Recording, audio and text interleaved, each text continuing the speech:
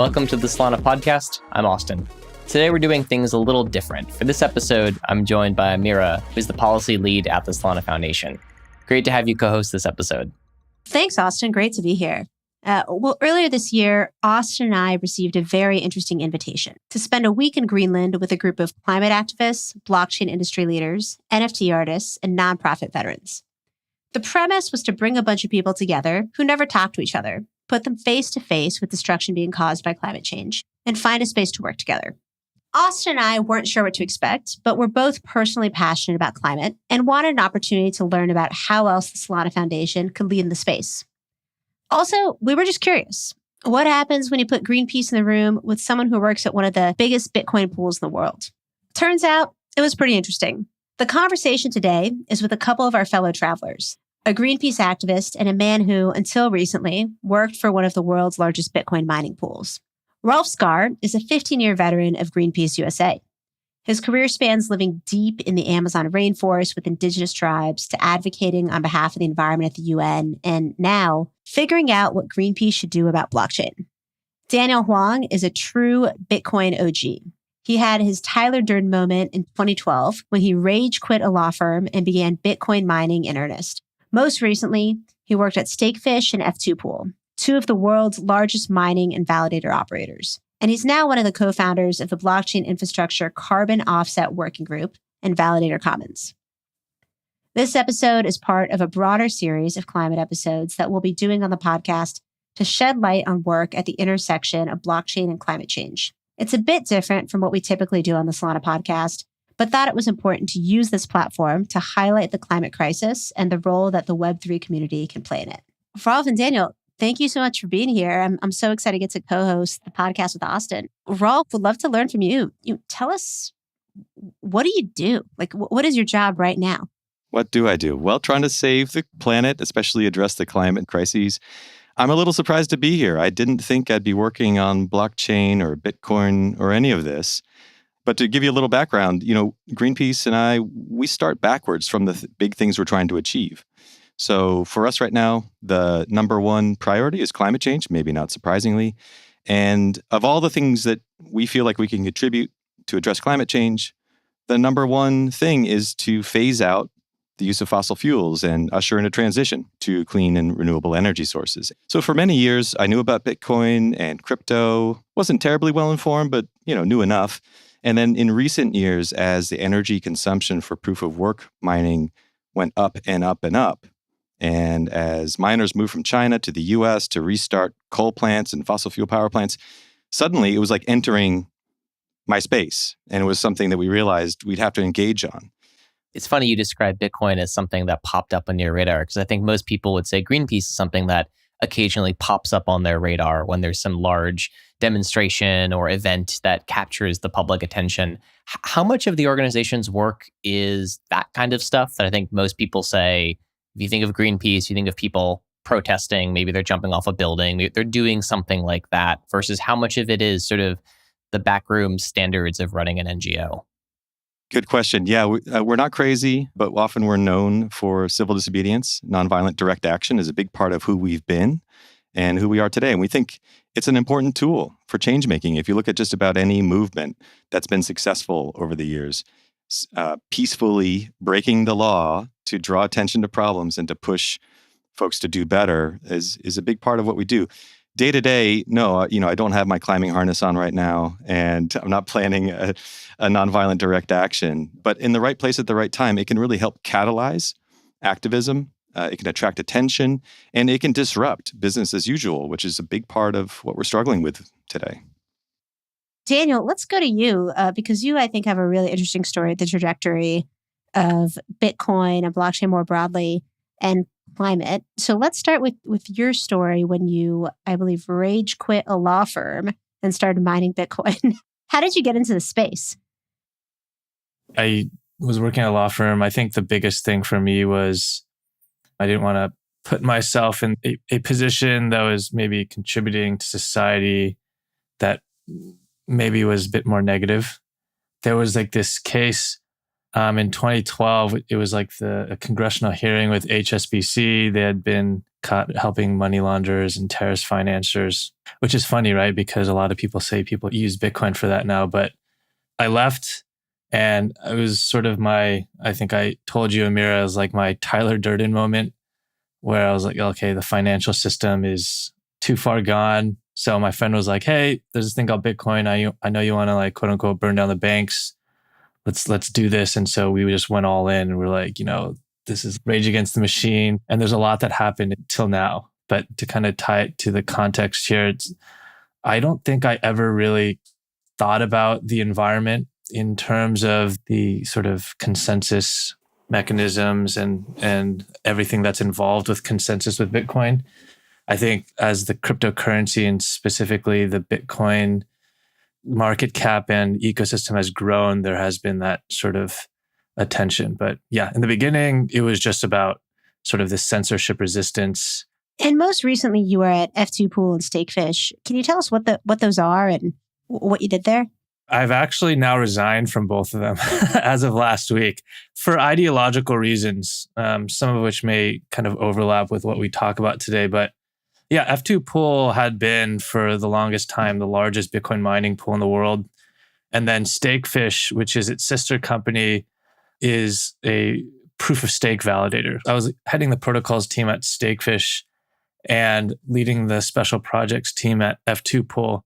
Rolf, you started touching on this, but tell me the point at which Bitcoin or maybe crypto came across your desk. Like where did it go from, oh, I've sort of read about it in the news to, oh man, like this is something that we should really be concerned about?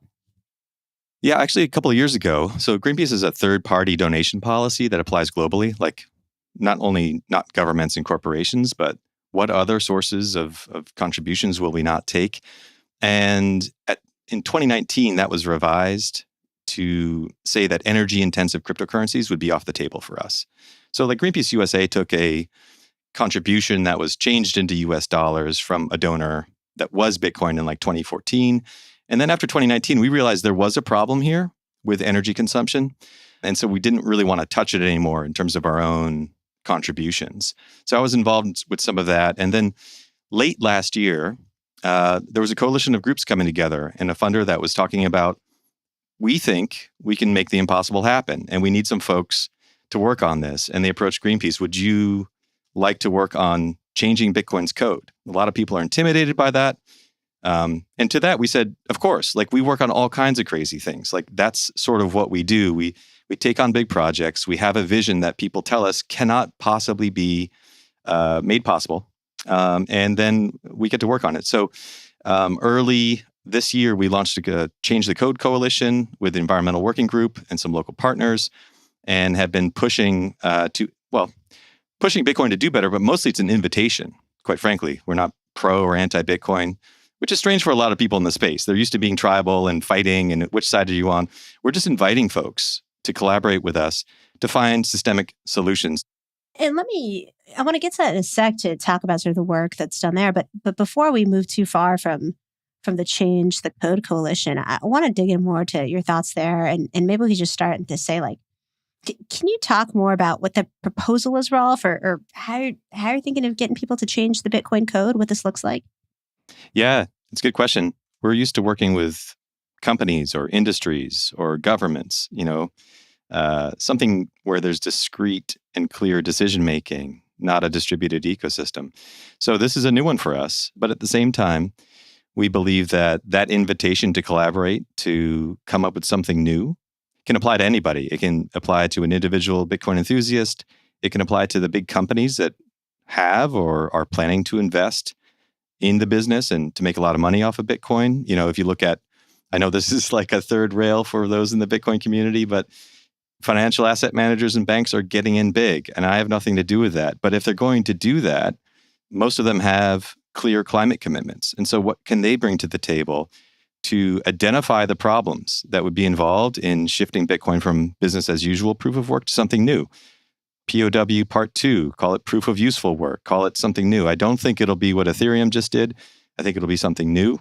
I'm not the technical expert here, but I know that there's enough brains, there's enough money and creativity to make this happen. And I think it's kind of inevitable over time. it's hard to imagine that the system that was set up in 2009, if you think about the context here with the climate crisis and everything else that's going to be coming at humanity, will be exactly the same in 10, 15, 20, 30, 40, or 50 years. Like at some point, there'll be a transition, I believe.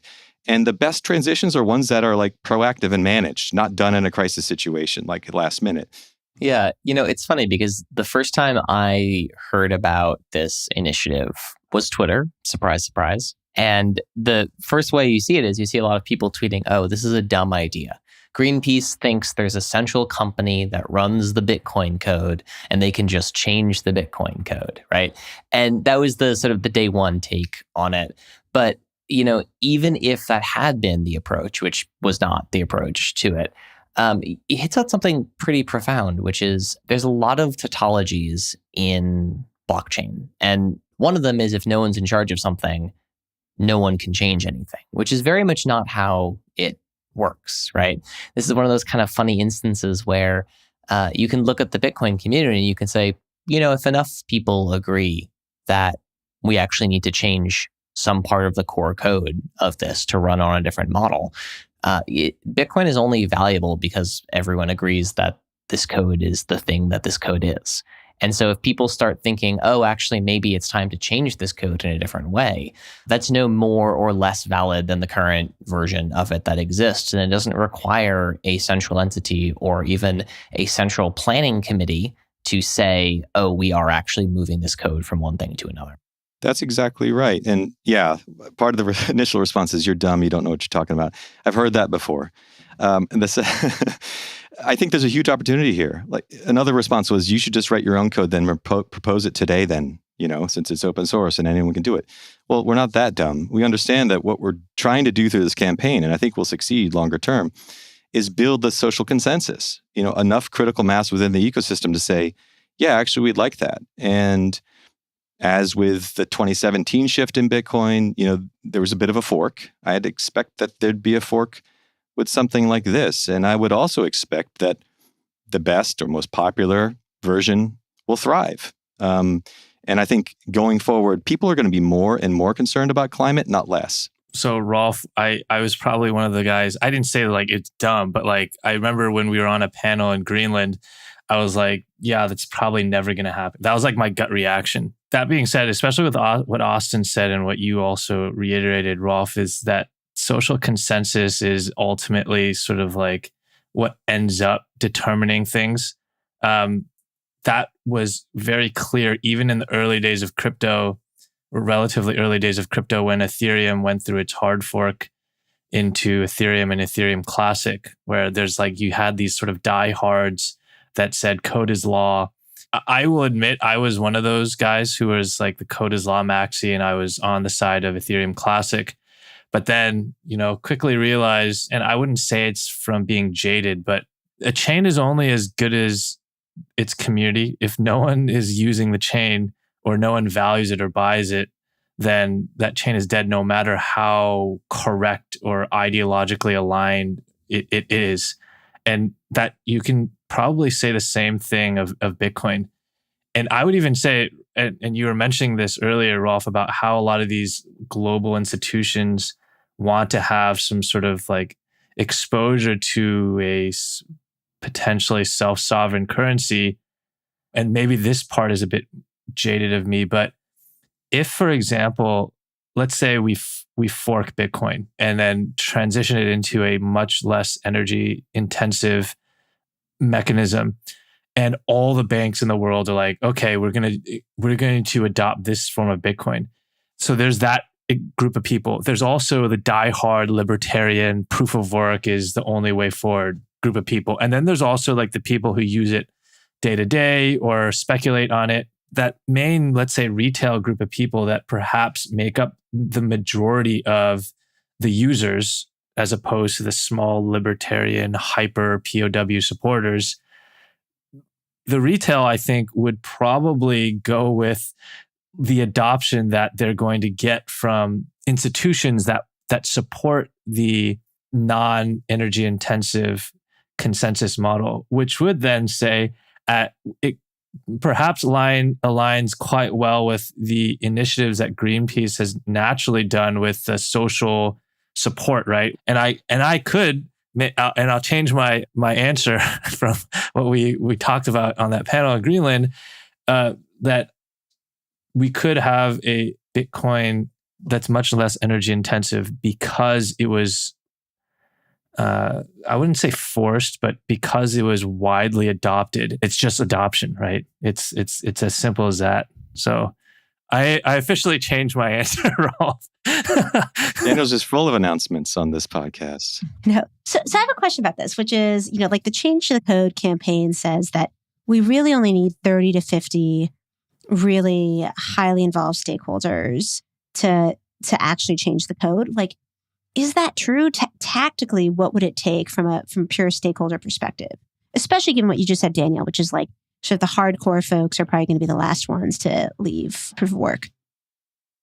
Yeah, that's an attempt, that language is an attempt to show what happened in 2017 with Bitcoin, where there's a small number of gatekeepers who actually, virtually or in real life, I don't know the details, sat down to make a shift in Bitcoin's code previously. That it's not as if there's a vote of millions of people around the world. But I think to get to that point where code can be uptaken into the system, pushed out to nodes, et cetera, we do need the millions of people. We need the big players in the space, whether they're individual investors, mining pools even, the platforms that buy and sell Bitcoin, and some of these institutions that want increased exposure in the space to agree to create that sort of initial momentum to develop solutions. And so the big problems, this is where Bitcoin is the same as some of the other industries I've worked on, which is change won't happen unless you address the main concerns. Like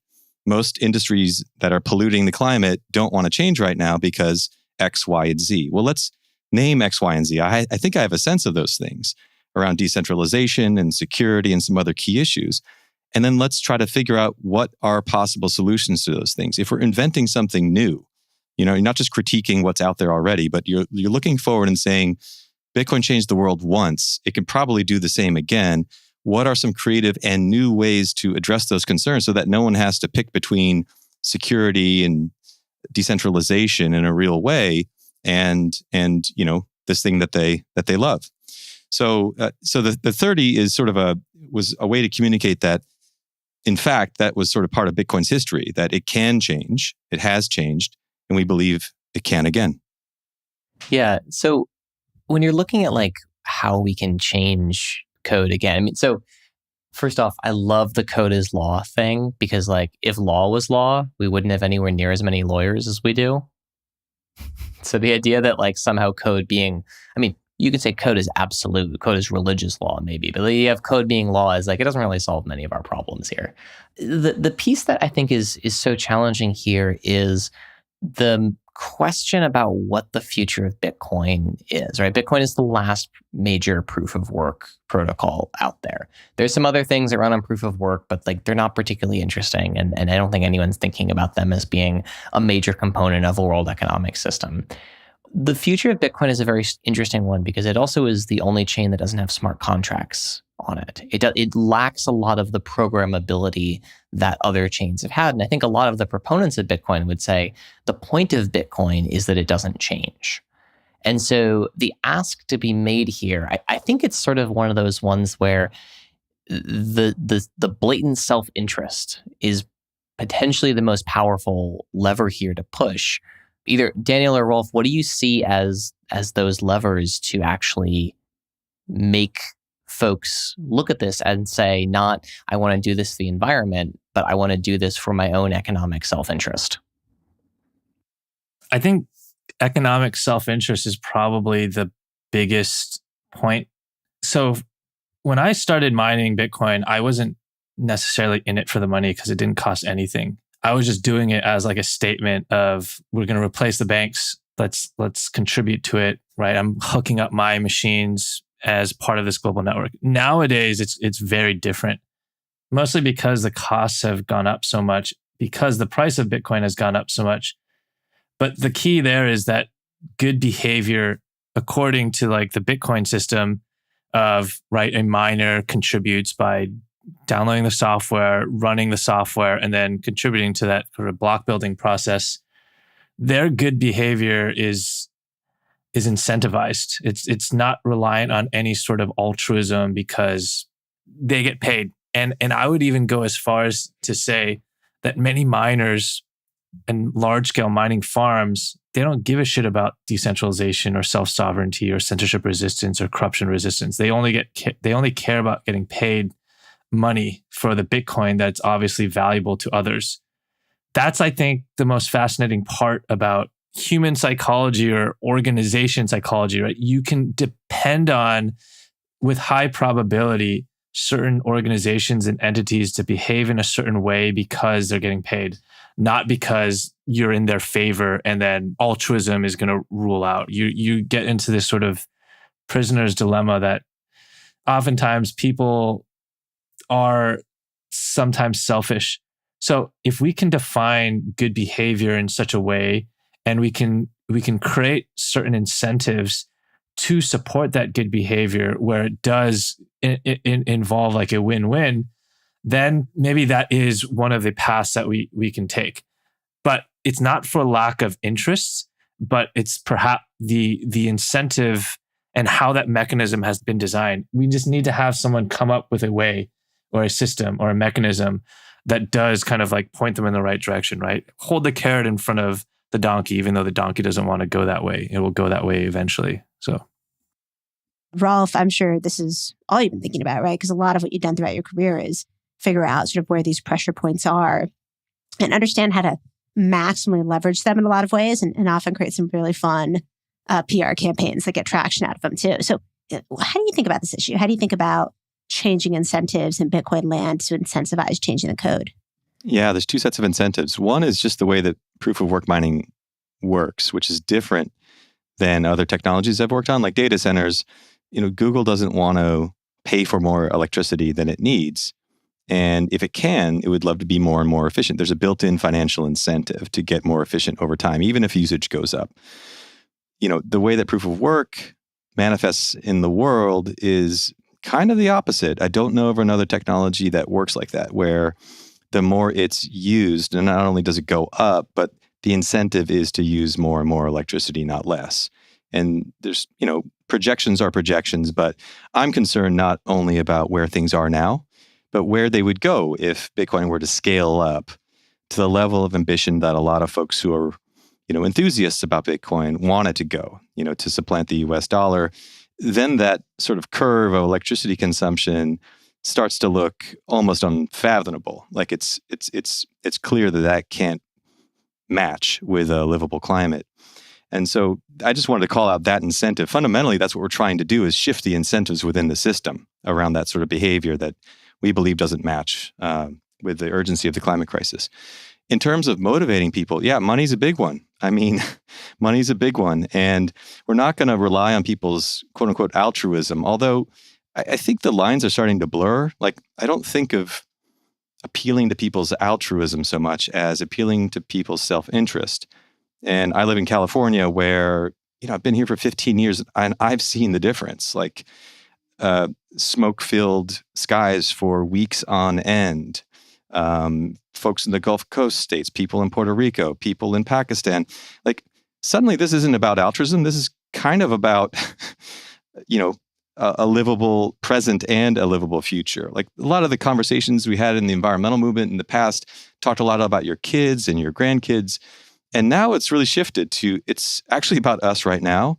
And so I think the financial incentives and self-interest, again, are starting to really align in a way that should motivate people to embrace this change. So, it depends on the audience. So if we're talking to companies that are engaged in Bitcoin business and they have climate commitments, they've got to square this up. They've got to figure out how that matches so that their words are not empty and they're not called out for being part of greenwashing.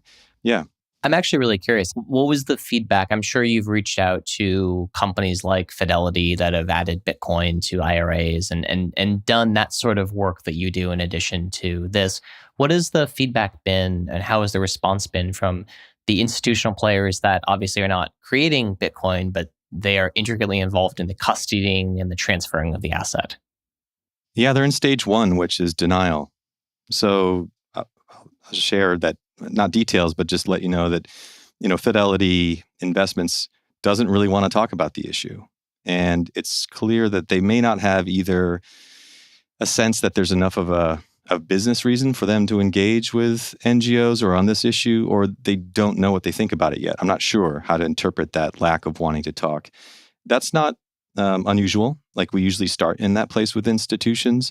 And then as they hear from customers, as they get more pressure, we hope that they'll want to collaborate. They don't have to talk to me. This isn't some personal thing where I need them to talk to me, but to engage on the issue in a substantive way, because we think that if you're offering Bitcoin as an investment, to everyone in the US that you offer 401ks to, that could potentially drive the price up. You're going to be profiting from that. And we think that there'll be a straight line connection to the associated carbon emissions.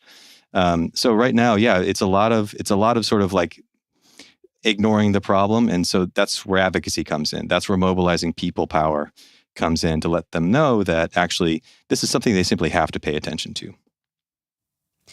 And Daniel, I'm mindful of time, but I know that some of the work you're doing with the Blockchain Infrastructure Climate Working Group is sort of aimed around looking at these incentives or thinking about how we can work from like the blockchain community to make sure that infrastructure is cleaner. I'm zooming out beyond Bitcoin and more into blockchain more broadly, but can you tell us what that group does and a bit about it?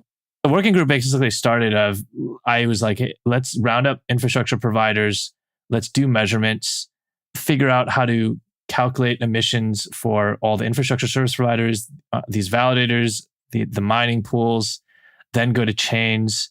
There's this NFT project that does like ratings called Fungi Proof that I think renamed to Scry. They were doing actual like transaction level analysis on like the emissions for NFTs and those collections, because like the NFT market was like pretty hot back then. And we finished that and we open sourced them all in a GitHub repo. And then we were like, okay, we have a group of people. And it was like less than 10 people at the time because KlimaDAO had not launched yet. And it was all the climate people who were involved with crypto in one group. KlimaDAO and Toucan were part of that, and they launched. And then that summer, it was just like everyone was trying to do climate projects on crypto.